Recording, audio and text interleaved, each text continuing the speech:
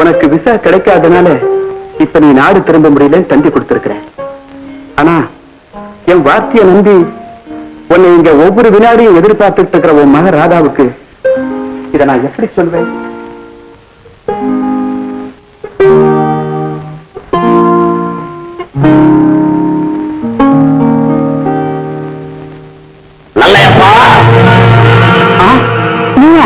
நானேதான். நல்ல வேலை, உன் மருமகன் வரவில்லை. வந்திருந்தால் இருவரையும் கொன்று என் பழிவாங்கும் படலத்தை தீர்த்துக் கொண்டிருப்பேன். உன் மருமகனை காப்பாற்றுவதற்காக அந்த பழியை என் மேல் சுமத்தி என் குடும்பத்தை நாசமாக்கி விட்டாய் அல்லவா? மாறி, என் மருமகனை காப்பாத்தி நாடு திரும்ப வைக்கணுங்கிற ஆசையினால நான் செஞ்சது சந்தர்ப்ப சூழ்நிலையினால உனக்கு விரோதமா அமைஞ்சிட்டது. உண்மையில சந்தர்ப்ப சூழ்நிலை அமைந்ததா? நீ அமைத்துக் கொண்டாய். என்னை பழி வாங்குவதற்கு உன்னையும் உன் சந்ததியும் அழிக்காமல் விடவே மாட்டேன். வீணா கலவரை செய்யாதே. என் பேச்சுக்கோ மற்றவங்களுக்கோ இந்த விவரம் எல்லாம் தெரிய வேண்டாம். நான் சொல்றது கேளு, தயவு செய்து கேளு. எதற்கு கேட்பது? எதை கேட்பது? நீ சாவதற்கு தயாரா இருக்க வேண்டும். உன் உயிரை குடிக்காமல் இந்த இடத்தை விட்டு அகல மாட்டேன். நான் சொல்றத கொஞ்சம் பொறுமையா கேளு. நீ ஏதோ தவறான முடிவு வந்துட்ட.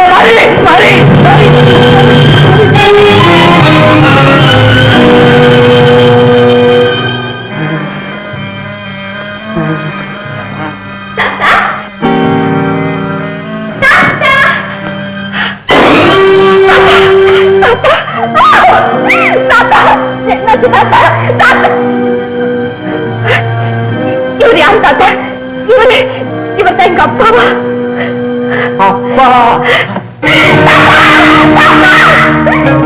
அப்பா வந்து தருக்கிற சந்தோஷம் தனி எடுத்துக்கொள்ள என்ன விட்டுட்டு போயிட்டீங்களா தாத்தா?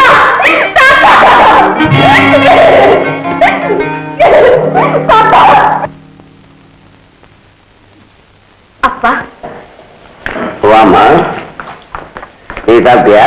சாப்பிட்டேன்ப்பா. தாத்தாவுக்கு உங்க மேல எவ்வளவு உயிர் தெரியுமா? எப்பவும் உங்க நினைவாவே இருந்தாருப்பா.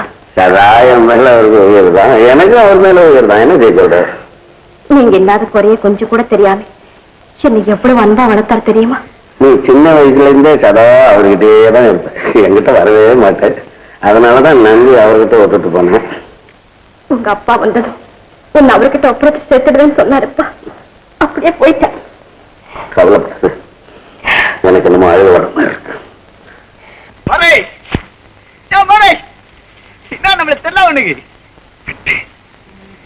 வேலூர் ஜெயில பிக் பாக்கெட் அடிச்சுட்டு கன்வென்ஷன் ஆகி வந்தவன் ஞாபகம் போட்டீங்க. நம்ம கூட வெள்ளூர் ஜெயில இருந்த கோட்டுக்கு என்ன சமக்கிராக்கி தான் அமுத்திக்கிட்டா உனக்கு மடைய. நான் எப்பவுமே இப்படி வாழ பிறந்தவன்டா. ஒரு காலத்திலே திருஷ்ணாப்பள்ளியிலே பேண்ட் போட்டுக்கிட்டு வெளியே வந்தா இந்த ஜனங்க கடவுளை பாக்குற மாதிரி என்ன பாப்பாங்க. ஆமா, என்ன குரு நீ எங்க இருக்கிற? என்ன சமாச்சாரம்? எவன் என் குடும்பத்தை அழிச்சானோ அந்த குடும்பத்துக்கு தலைவனா வந்து உட்காந்துக்கிட்டு இருக்கேன். ஒண்ணு செய்ய குரு, என்ன உன் அசிஸ்டண்டா வச்சுக்க. இந்த அல்சேஷன் நான் மாதிரி உன் கூட நான் வந்துக்கிட்டே இருக்கிறேன். கரெக்ட். அடுத்த சனிக்கிழமை இந்த அட்ரஸ்ல வந்து மீட் பண்ணேன்னு வரேன்.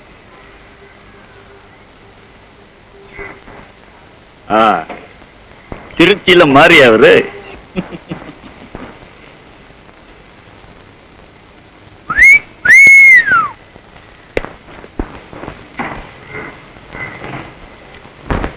நான் எவ்வளவு நேரம் காத்துட்டு இப்பதான் வர்றதா?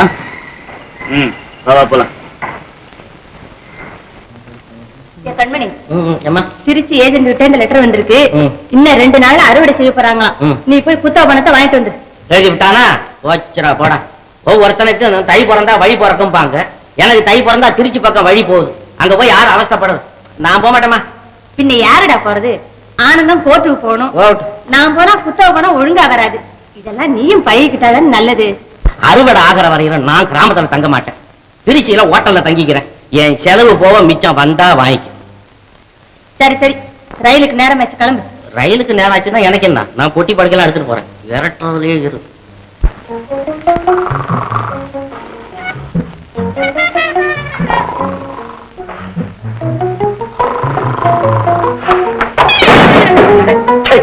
ஏன்டா பொட்டி அப்படி கீழே போட்டேன்? என்ன சார் இது? எவ்வளவு நேரம் நிக்கிறது? இன்னும் ஒரு தூக்கமே தூங்கியாச்சு.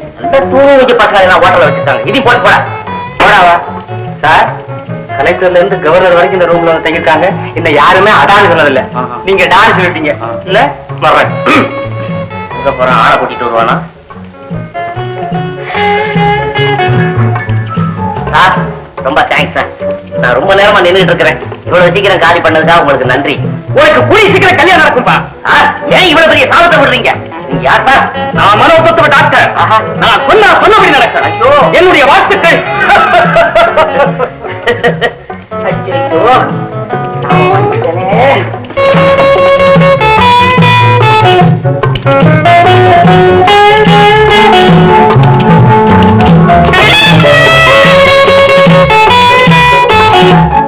வாங்க சார். அங்க என்ன பாக்குறீங்க? வாங்க. இங்கதான் இருக்காரு. நீங்க தேடிட்டு வந்த பைத்தியங்களை சுத்தமாக்குற டாக்டர் இந்த ரூம்ல தான் இருக்காரு.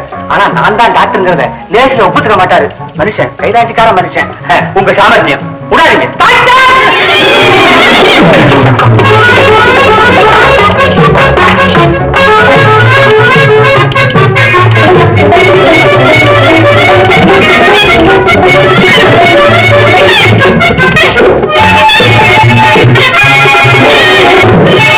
பையனுக்கு என்ன உடம்பு? என்ன கொண்டு இல்லையே? நல்லா தானே வந்தா? வீட்டுல தான் வேதனை. ஆமா சார், இவர் தான் என் மாமன். இவர் மகனுக்கு தான் பைத்தியம். நீங்க தான் பண்ணணும் வைத்தியம். நான் வைத்தியம் யார் சொன்னா? வெளியில சொன்னா என்ன சொன்னா? டாக்டர்னு சொன்னா. டாக்டர்னு சொன்னா? டாக்டர் மட்டுமல்ல, பெரிய மேதைன்னு சொன்னா. கருணாமூர்த்தின்னா பைத்தியங்களையும் தெய்வம்னா. ஓடாவா அனுபவி, நல்ல அனுபவி. நான் வர்ற வயலையெல்லாம் அனுப்பிச்சு வைக்கிறேன். மரியாதையா கையும் கை விட மாட்டேன். மாமா மரியாதை. மரியாதையா இது? வாரி சொல்லி கீழே விடு. கையை விடுனா எப்படியாவது நீங்க வீட்டுக்கு வந்தா சார். ஐயோ அவன் டாக்டர் இல்ல. ஏன் டாக்டர் இல்ல? டாக்டர் அங்க இருந்து அவன் போயிட்டான். சொன்னா வெளியே இருக்கிறவன் சொன்னா என்ன முதல்ல சாமானத்தை ஒத்துக்க மாட்டாரு. விடாதீங்களான்னு சொன்னான். டாக்டர் இல்லைன்னா கையில இருக்குது. இத வச்சுட்டு போயிட்டாங்க. பெரிய தொல்லையா போச்சு. வந்ததுக்கு 2 இட்லியாவது சொல்லிட்டு ஒரு கப் காப்பியை குடிச்சிட்டு போகையே. சரி பெரிய ரோதனையா போச்சு. என்னடா இது பெரிய வம்பா போச்சு. வீடு வரலும் வந்தாச்சு மறுபடியும் நான் கையை விட்டு தொங்குறேன். எதுக்கு? என்ன கோச்சுக்கிறாங்க? பொண்ணு இந்த அரை நேரம் சார் இருக்கு சார். சரி போங்கயா வரேன். மாமா சார் போங்க. எதுக்கு எவ்வளவு மரியாதை எனக்கு? என்ன என்ன காயகளை பிடிக்க போறீங்களா? என்ன ஒண்ணுமே புரிய மாட்டேங்குது.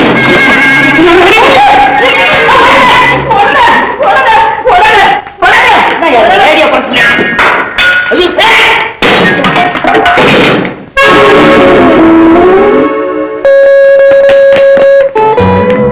என்னது எல்லாம் போட்டு உடைச்சிருக்கிறாங்களா? இல்ல கீழே கவுத்து போட்டு காசு வீடு பாத்துருக்காங்களா? ஆள் மாறாட்டம். என்னடா இது? இரு நல்ல வேலை கைய தட்டி விட்டுட்டிய. கரும்புன்னு கடிக்காதபடி. முன்ன உன் முக உடைய கைட்டேன். ஆமா உனக்கு பைத்தியமா? இல்ல சரி. அப்ப ஏன் இதெல்லாம் போட்டு உடைக்கிற? யுத்தத்தை கூப்பிடுறியா? என்னால முடியாதம்மா. வில்வித்த தெரியாத. யாராவ? யாரு? கர்ணனா? துரியோதனா? முள்ள கை சுளிக்க போகுது. அர்ஜுனனா?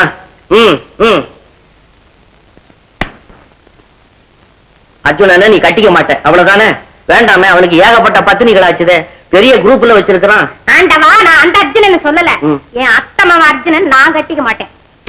ஓஹோ, அவன் மேல விருப்பம் இல்லாததுனால இப்படி பைத்தியம் மாதிரி நடிக்கிற. ஆமா. நீங்க யாரு? நானா? ஒரு பேரு போன டாக்டர். டாக்டரா? கொஞ்சம் இருங்க. எங்கம்மா? கதவை சாத்திட்டு வரேன். வேண்டியதில்லை, அவன் ரேடியோ கேட்டுட்டு ஓடி இருக்கிறானுங்க.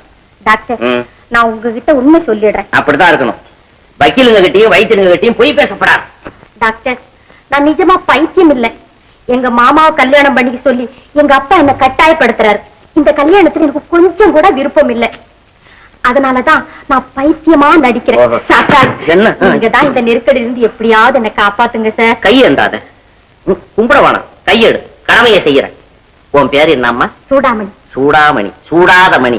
சூடா சொல்றேன் கேடு. அட ராமா, பைத்தியம் இல்லாத உனக்கு வைத்தியம் தெரியாத என்ன இந்த பைத்தியக்கார பசங்க வைத்தியம் பண்ண கூட்டிட்டு வந்திருக்கிறாங்களே, நான் எங்க போய் சொல்ல? சரிதான். என்ன போல நீங்க ஒரு பொய் தானா? நீ ஒரு பொய், நான் கம்பல்சரி பொய். கவலைப்படாத, காரியத்தை கவனிக்கிறேன். வைத்தியம் பாக்குறேன். எனக்கு ஒரு டாக்டர் வந்து வாசிக்கலாம் பாரு. நம்ம வீட்டுக்குள்ள பிரைவேட் அந்த பொண்ணுக்கு வைத்தியம் பாருங்கன்னா பாசல் உட்கார்ந்துட்டு பப்ளிக்கா காரணம் பண்ணிட்டு உட்கார்ந்துருக்காங்க பாரு. 2000 நம்ம ஊர்ல ஒரு மாணவன் வந்து வாசிக்கிறான் பாரு. காரணம் பிள்ளை ஒண்ணு ஒரு பாயத்துக்கு தலைவாணி வேற உட்காருங்க மரியாதை ஒரு கேடு என்ன ஆமா எப்படி ஸ்டேஷன் வரைக்கும் அனுப்புவாங்க என்னடா பரட்ட எங்க போறத ஏன் இந்த வீட்டுல ஒரு மனுஷன் இருப்பானா ஏன்டா உனக்கு சோறு இரு போடலையா ஒன்னா சோத்தா போட்டா சோறு ஏன்டா வேட்டி துணி சட்டையெல்லாம் வாங்கி கொடுக்கல துணி வாங்கி கொடுத்தியா துணியாமா இது ₹1.25 கஜம் கஜம் கூட ₹1.25 மீட்டர் ₹1.25 சோக்கேட்ல இருந்து நேரா கொண்டு உடம்புல மாட்டி விட்டு வேடிக்கை பாக்க பனியன் வாங்கி கொடுத்துருக்க பாரு பனியன் கடைக்காரனுக்கு பாக்க தெரு பக்கமே போக முடியல ஐயோ வீட்டுலதான் என் மவ பைத்தியக்காரியா இருக்கானா இவ வேற ஆரம்பிச்சுட்டானே இந்த டாக்டர் எங்க போய் தெரிஞ்சாங்க டாக்டர் டாக்டர் ஆமா ஒரு விஷயமே தெரியாதா டாக்டர் சூடாமணியும் ஐயோ மாமா பார்க்கல ஒரு இங்கிலீஷ் படமே ஓடுது மாமா இங்கிலீஷ் படமா பார்க்க தேட கட்டிட்டானா டிக்கெட் கிடைக்குமா பாபா பாக்கலாம் ஆமா ஒரு துண்டு எடுத்துட்டு போய் இடத்த பிடிச்சி முன்னால போய் உட்காந்து ஐயோ அவங்க படம் பாக்கலாம் மாமா ஆக்டிங்ல அவங்க ரெண்டு பேரும் சேர்த்து லவ் பண்றாங்க மாமா என்னடா உளர்ற ஆமா டாக்டர் இல்ல ஆமா சூடாமணி தலையை தடவிட்டாரு மாமா அட முருகா தலையில எலும்புத்தம்பழம் வச்சு தேய்ச்சிட்டு பாடுறான் அணைச்சு கட்டிக்கிட்டாரு மாமா யாரோ இவன் மயக்கங்க வந்து அப்படி தாங்கி பிடிச்சிட்டு இருப்பாரு ஐயோ மாமா சூடாமணி கைய பிடிச்சி விட்டா மாமா நாடிய பாத்துருப்பாண்டா மாமா நாடி இப்படித்தான் மாமா பாப்பாங்க ஆமா இல்லையா ஆமா இல்லையா ஆமா இப்படி பார்த்தா மாமா மாமா டாக்டர் மாமா பெரிய அயோக்கியம் மாமா அட முண்டம் முண்டம் டாக்டர்கள்லாம் அப்படித்தாண்டா டெஸ்ட் பண்ணுவாங்க அவங்க மேல எல்லாம் சந்தேகப்படக்கூடாது அதுவும் நம்ம டாக்டர் சார் பத்தியா ரொம்ப தங்கமான மனுஷன் நான் கிராமத்து வரைக்கும் போயிட்டு வரேன் நீ வீட்டை ஜாக்கிரதையா பாத்துக்க இங்கிலீஷ் படம் பார்க்க போறாரு ஆமா கிராமத்து வரைக்கும் நீங்க புரியல டாக்டர் பேருக்கு வசதிதான் சூடாமணி பண்ணுவாரு நிஜமாவே பைத்தியம் வாங்குறது எனக்கு சந்தேகமா இருக்குது யாரும் சொல்லி கொடுத்தீங்களா மொத்தத்துல இல்ல கிழவன் தெரியல நான் ஒரு வழி பண்றேன்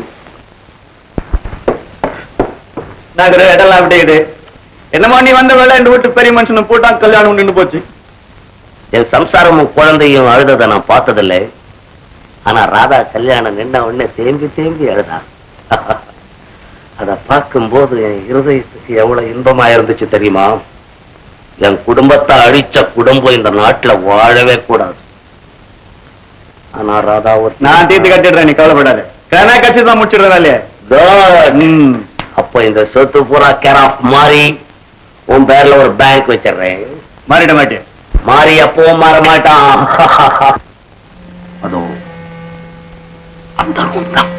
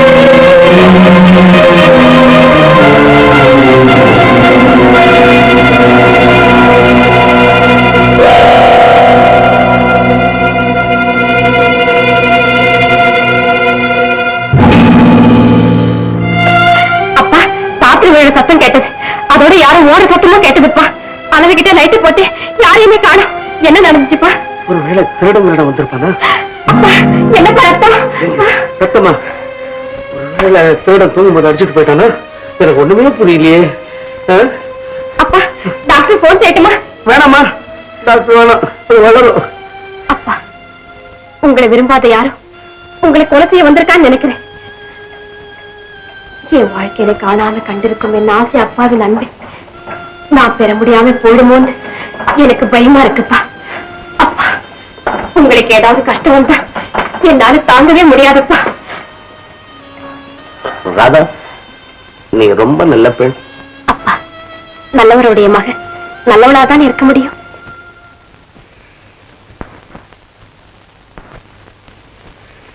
இந்தாங்க அண்ணா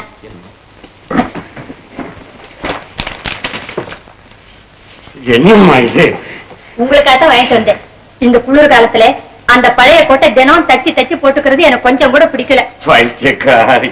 என்ன விலை? 200 ரூபாய் தான். இத்தனை பணத்தை போட்டு இந்த கோட்டை வாங்கியிருக்கேன், ஏம்மா வாங்குற? அண்ணா, கடல் போல சொத்து இருக்கு, நீங்க ஏன் கதி இல்லாதவங்க போல கஷ்டப்படணும்? ஐயோ ஐயோ, இனிமே அந்த சொத்து என்னுடைய இது இல்லம்மா. என்னையும் என் நிலைமையும் நீ புரிஞ்சுக்கவே இல்லை. நான் இப்போ இந்த வீட்டுல ஒரு 100 ரூபாய் சம்பளக்காரன். இந்த 200 ரூபாய் கோட்டை நான் போட்டேன், நல்லா இருக்குமா? அதெல்லாம் எனக்கு தெரியாது. நான் அன்பா உங்களுக்கு வாங்கி வந்திருக்கேன், நீங்க போட்டுக்கத்தான் வேணும். போட்டுக்கோங்க அண்ணா. கூட பிறந்த பாசம். சரி,